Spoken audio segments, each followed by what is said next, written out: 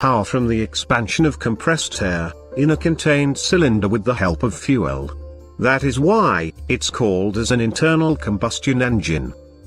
Before getting into the working, let's see the main parts involved in the working of an engine.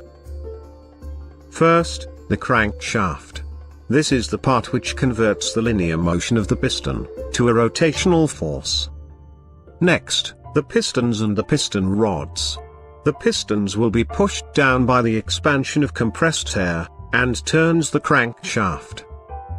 And the valves, which controls the flow of air and fuel into the cylinders. These valves are driven by the intake camshaft, and the exhaust camshaft, and the camshafts are driven by the crank itself, using a timing belt. There will be idler pulleys, and a tensioner pulley, to hold the belt tight in place.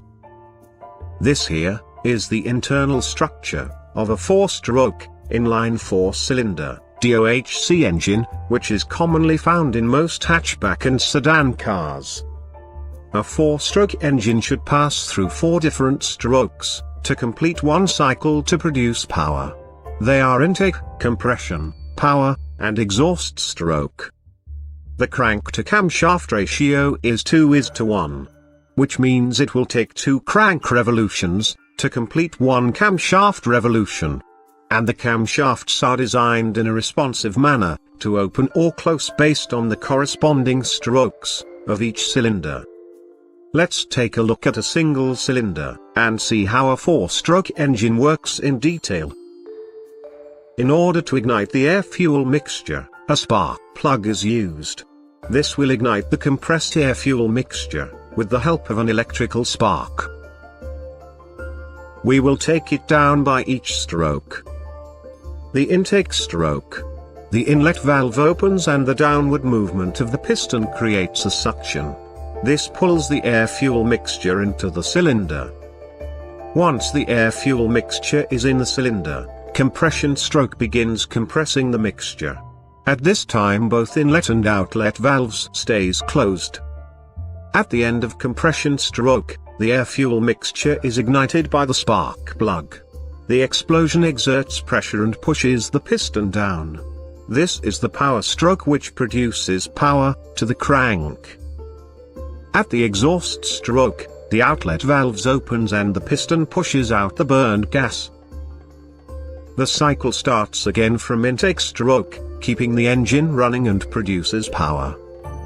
For a carburetor engine, the air and fuel are mixed inside the carburetor assembly, and fed to the cylinders. In the case of a fuel-injected engine, the fuel is injected into the intake manifold, or directly into the cylinders. Since only a power stroke produces power, you may wonder how the engine turns continuously. Well, the answer is in the crank itself. The flywheel and the crank counterweights provides momentum, which keeps the crankshaft from stopping immediately. For a 4-cylinder engine, considering any time instance, one cylinder is always in power stroke, which produces more power and less vibrations comparing to a single-cylinder engine. And that is how a car engine produces power in simple. This section examines basic EFI systems. EFI systems use electronically controlled injectors to spray the fuel. There are 2 basic systems: throttle body injection, also called single-point injection, and multi-point injection. Throttle body injection sprays fuel into the air as it passes through to the intake manifold.